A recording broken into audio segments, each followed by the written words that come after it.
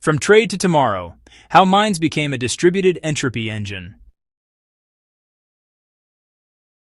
Nature tends toward the path of least resistance, not because it prefers that path, but because many physical processes behave as if they take it.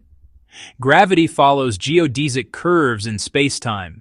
Decoherence stabilizes certain quantum states through their resilience to environmental disruption. These are not choices. They emerge from the statistical texture of the world. In this essay, entropy refers primarily to informational or predictive uncertainty unless physical thermodynamic entropy is explicitly mentioned. And when I use words like choice or preference, they are metaphors for the behavior of systems under constraints, not claims about desire or agency. With those caveats in place, we can say something simple. Life evolves under pressures that favor strategies behaving as if they reduce uncertainty while expending the least possible energy. Humans, however, possess a peculiar ability. We alone can expend energy, metabolic, cognitive, social, to revise our internal models of the world. We can update our priors even when doing so is psychologically costly. No rock or wave function behaves this way. We alone can choose the expensive path. To understand how that capacity emerged and why it matters now, we follow a long arc, from early interpersonal trade, through the rise of institutions, into the modern complexity shock, and finally toward the world we are building with AI. This is the story of how simple organisms became a distributed entropy engine, a global system made of billions of people and trillions of machine inferences, all working, sometimes in harmony, often in conflict, to reduce uncertainty. Epistemic status. This essay is a structural synthesis. H1, H2, H3 borrow their shape from ecology and dynamical systems, environmental volatility, sensing decision latency, and recovery hysteresis, but are not used as fully parameterized models at civilizational or AI scale. Entropy engine is a metaphor for distributed information processing, not a claim that societies literally optimize thermodynamic entropy. The first leap. When two minds meet. Imagine two early humans meeting on the savannah. The air is still, neither moves. Yet beneath the stillness, their minds are performing intricate calculations. The first hunter's system, 1, the fast, intuitive subsystem described by Kahneman and Tversky, reads microexpressions, posture, and subtle signals of intent. His system 2, the slower, more deliberate system, is evaluating whether this stranger is friend, foe, or potential trading partner. The other hunter is doing the same. This means that 4 cognitive processors are now interacting. My S1, my S2, your S1, your S2. Every tiny gesture ricochets through all 4. Behavioral economists studying repeated games often find that humans behave as though they are running multi-level recursive models. I think that, you think that, I think. No wonder these encounters are exhausting. And when these systems misalign, tension rises. When my S1 flinches but my S2 urges trust, and your S1 seeks cooperation while your S2 hesitates, the uncertainty spikes. Intelligence is the energy we spend to align these 4 moving parts long enough for cooperation to emerge. This helps explain why social species, from primates to dolphins to corvids, tend to evolve large brains. Predicting nature is easier than predicting predictors. Trade amplified this cognitive demand. Once our ancestors began exchanging food, favors, tools, and knowledge, the uncertainty landscape exploded. There was more to track: reputation, memory, reciprocity, status, future incentives. Trade is not merely economic behavior. It is the first moment when 2 minds fuse into a shared predictive loop. It marks the birth of distributed cognition and the earliest form of the distributed entropy engine. The second leap. Society as an entropy-reducing network. Scale this interpersonal dance to tens, hundreds, thousands of people. Prediction becomes unmanageable without external tools. So human groups invented ways to reduce the entropy cost of understanding each other. Societies evolved mechanisms, rituals to standardize interactions, norms to stabilize behavior currencies, to compress value laws, to coordinate activity, punishment systems to deter cheating markets, to broadcast information, writing to externalize memory, institutions to track commitments, governments to synchronize the many. These are not social decorations, they are predictive technologies. The Sumerian leap, externalizing memory. Around 3200 BCE in Uruk, a scribe pressed a reed stylus into wet clay and inscribed one of the earliest known written records. 29,086 measures barley, 37 months kushim. This was not a myth or a poem. It was the world's first known financial record. Before this moment, every obligation, who owed what to whom, existed only in biological memory. A village elder or chief accountant might carry hundreds of such relationships in their mind. When they died, the ledger died with them. The clay tablet changed that. It became an external memory substrate, compressing uncertainty into a durable, shareable form. The tablet persisted even when the individuals involved did not. For the first time, an institution outlived its creators. This was an enormous cognitive leap. As historians note, early writing appears first not in literature, but in accounting. The need to manage complexity and track obligations at scale. It was the moment when institutions began taking over the work of prediction. Institutions as entropy reducers. More precisely, institutions externalize computation.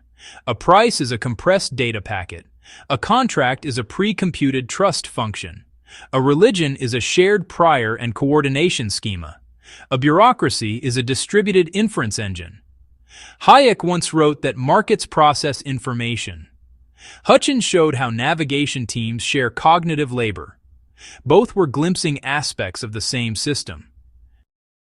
Where early humans offloaded memory onto clay, modern humans offload prediction onto markets, algorithms, and institutions. This is the distributed entropy engine gaining power.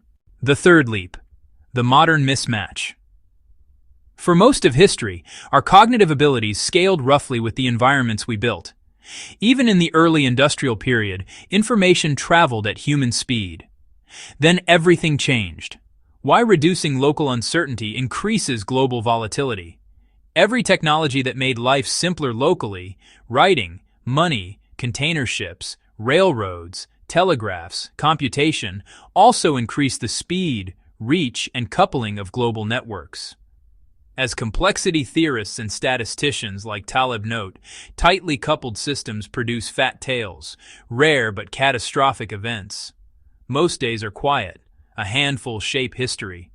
Uncertainty, H1, did not just rise, it changed shape. It became discontinuous, cascading, global. The 2008 Cascade. On September 15, 2008, Lehman Brothers collapsed.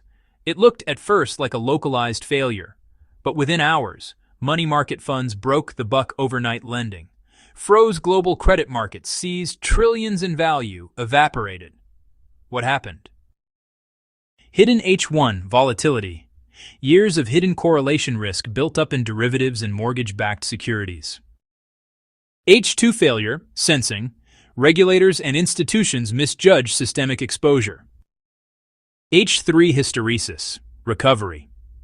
It took a decade for employment, trust, and institutional stability to recover. A localized shock propagated through a densely coupled network. A failure that once would have remained local now engulfed the globe. The four-body model goes global. The cognitive structure was ancient, my S1, S2, your S1, S2, struggling to align. But now millions of traders, analysts, CEOs, regulators, each with their own S1 instincts and S2 calculations, were trying to anticipate everyone else's moves simultaneously. The four-body problem of early trade became a global cognitive cascade. A broader pattern. The same structure appears in COVID-19's rapid spread and supply chain collapse, global power grids experiencing cascade failures, social media information cascades triggering political upheaval, ship blockages like the Ever Given freezing global trade, local entropy decreased. Global entropy, H1, skyrocketed. Meanwhile, H2, sensing and decision speed, remained limited by biology and bureaucracy. H3, recovery, slowed as systems grew more complex. Scene, a policymaker drowning in March 2020. A public health official opens her laptop on March 3, 2020. Fresh case numbers, conflicting guidance, a cluster in Washington state, a new report from Italy. Her S1 is panicked, her S2 is exhausted, her institution's H2 is days behind the reality on the ground. The distributed entropy engine had gone global. But the humans inside it had not. The fourth leap. The post-AI future. Into this mismatch, a new kind of cognitive participant enters, AI. Psychology gives us S1 and S2, intuition and deliberation. AI introduces something like a third mode, always-on pattern detection, massive memory, ultra-high bandwidth, no biological limits, no emotion or fatigue. If early trade forced us to model another person's intentions, AI forces us to model a new kind of agent, one that influences us but does not think like us. Scene: hybrid cognition in everyday life. A physician examines a complex patient. Her S1 reads body language, her S2 weighs symptoms. An AI system adds a list of rare but plausible diagnoses based on millions of prior cases. Three inference engines interact: her S1, her S2, the AI pattern engine.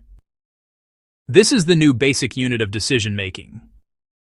What happens when this scales to billions? Now imagine billions of these triadic loops linked through shared platforms.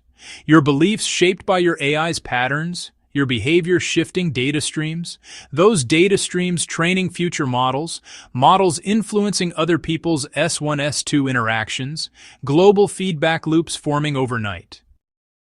The distributed entropy engine is no longer human to human, or even human to AI. It becomes a planetary web where neurons and weights co-evolve. The six-system problem: my S1, S2, AI, and your S1, S2, AI. If two humans created a four-body cognitive problem, consider two humans each assisted by an AI. My S1, my S2, my AI, your S1, your S2, your AI. Six inference systems interacting, but the complexity does not add, it multiplies. Human S1 S2 systems evolve slowly and disagree often. AI systems synchronize instantly across millions of instances. This combinatorial explosion is the deep structural shift of the AI era. How AI reduces uncertainty, anomaly detection, faster pattern recognition, warning sign identification, decision support, stabilizing fragile systems. How AI amplifies uncertainty, misinformation. At industrial scale, rapid cascade, amplification, attention, hijacking, algorithm-driven tail risk events, institutional decision lag outpaced by machine speed. We do not yet know whether AI will stabilize or destabilize the distributed entropy engine. It may do both. The final negotiation: choosing the expensive path.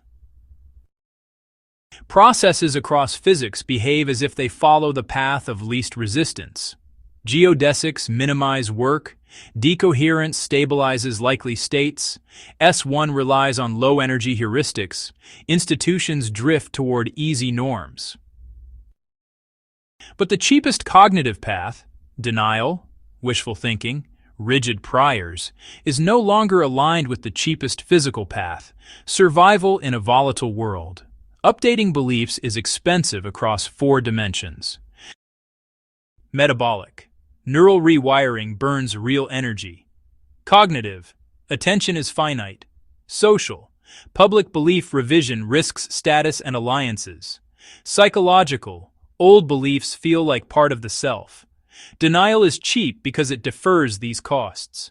Humans, so far as we know, are the only systems capable of reflectively choosing to pay these costs. What the expensive path looks like in practice. If H1 is rising faster than H2 can keep up, the solution is not perfect prediction, it is faster recovery. Shortening H3. This means redundancy over hyper-efficiency, modularity over tight coupling, local autonomy over global synchronization institutions designed to fail gracefully, not catastrophically. Information ecosystems with friction, not frictionless acceleration. Social systems that prioritize robustness over optimization. The expensive path is not simply cognitive effort. It is the design choice to build systems capable of absorbing shocks. Survival now requires us to spend entropy deliberately, to update our priors, to redesign our institutions, to reduce our fragility, even when doing so is costly. The distributed entropy engine of the 21st century, made of human minds, institutional memory, and machine inference, has never been more powerful or more dangerous. Whether it becomes a stabilizing force or a runaway cascade will depend on whether we choose that costly reflective path. History has rarely posed a more consequential question. And the next chapter of human and post-human evolution will be written in how we answer it.